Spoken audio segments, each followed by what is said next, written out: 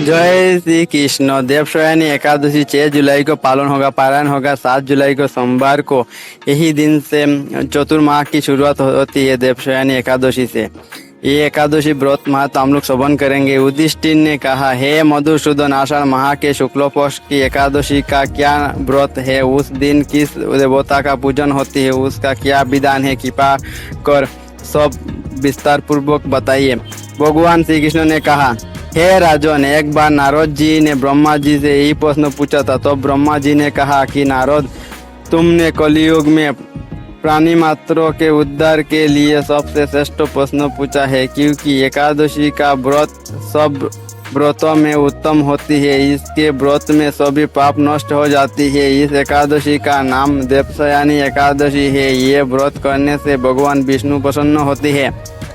इस संबंध में मैं तुमसे एक पौराणिक कथा सुनाता हूँ, ध्यान पूर्वक श्रवण करो। मानदाता नाम का एक सूर्यवंशी राजा था। वो सत्यवादी, महान तपस्वी और चक्रवर्ती था। वो अपनी प्रजा का पालन संतान की तरह करता था। उसकी सारी प्रजा धन धान्य से परिपूर्ण थी और सुखपूर्वक जीवन यापन कर रही थी। उसके राज्य में कभी अकाल नहीं पड़ता था, कभी किसी प्रकार की प्राकृतिक आपदा नहीं आती थी। परंतु ना जाने उससे देव क्यों रुष्ट हो गए। न मालूम राजा से क्या भूल हो गई कि एक बार उसके राज्य में जबरदस्त अकाल पड़ गया और प्रजा अन्न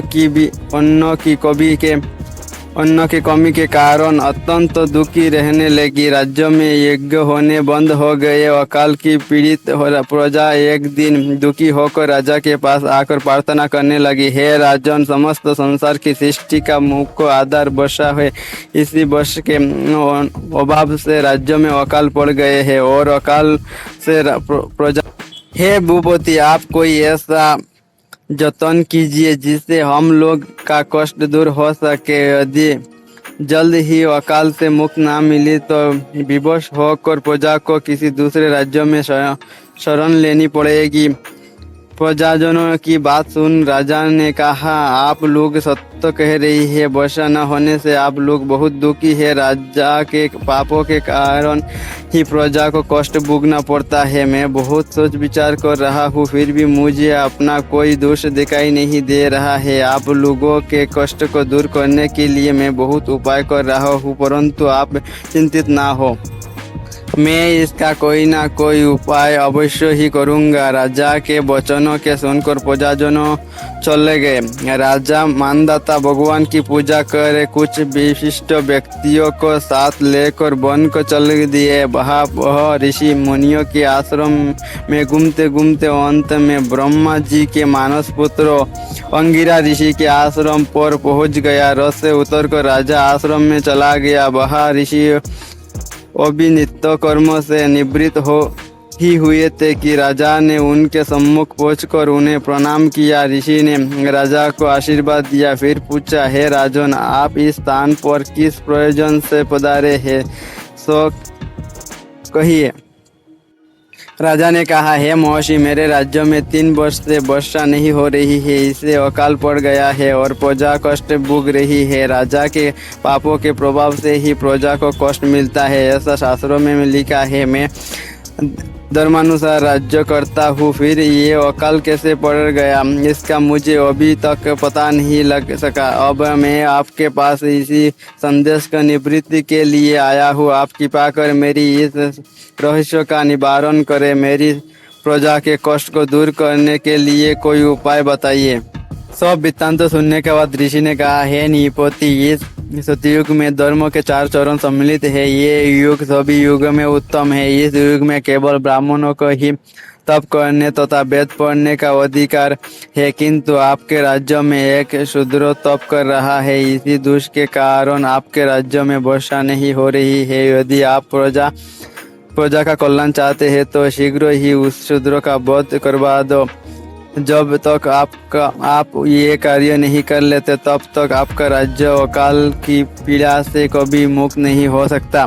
ऋषि के वचन सुन राजा ने कहा, हे मुनिश्रेष्ठ, मैं इस निरपराध तप करने वाले शूद्र को नहीं मार सकता। किसी निर्दोष मनुष्य को घात पहुंचाना मेरे नियमों के विरुद्ध है और मेरी आत्मा इसे किसी भी स्थिति में स्वीकार नहीं करेगी। आप इस दुष्ट से मुक्ति का कोई दूसरा उपाय बताइए। राजा को विचलित जान ऋषि ने कहा, हे राजन, यदि आप ऐसा ही चाहते हैं तो आषाढ़ माह के शुक्ल पक्ष की देवशयनी नाम की एकादशी का विधान पूर्वक व्रत करो और इस व्रत के प्रभाव से तुम्हारे राज्यों में वर्षा होगी और प्रजा भी पूर्वों की बात ही सुखी हो जाएगी, क्योंकि इस एकादशी का व्रत सिद्धियों के देने वाले हैं और कष्ट से मुक्त कराने वाले हैं। ऋषि के इन वचनों को सुनकर राजा अपने नगर वापस आ गया और विधान पूर्वक देवशयनी एकादशी का व्रत किया। इस व्रत के प्रभाव से राज्यों में अच्छी वर्षा हुई और प्रजा को अकाल से मुक्ति मिली।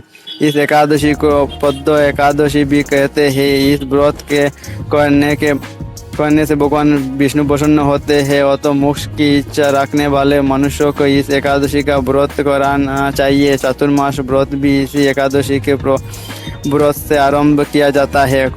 कथा का सर, अपने कष्ट से मुक्ति पाने के लिए किसी दूसरे का बुरा नहीं करना चाहिए। अपनी शक्ति और भगवान पर पूरी श्रद्धा और आस्था रखकर संतों के कथानुसार सत्कर्म करने से बड़े बड़े कष्टों से सहज ही मुक्ति मिल जाती है। हरे कृष्ण कृष्ण कृष्ण हरे हरे, हरे राम राम राम हरे हरे। तो सभी को ये एकादशी व्रत रखना चाहिए। इस वीडियो को लाइक कमेंट शेयर कर दो और जो नया है चैनल को सब्सक्राइब कर दो। जय श्री कृष्ण, राधे राधे।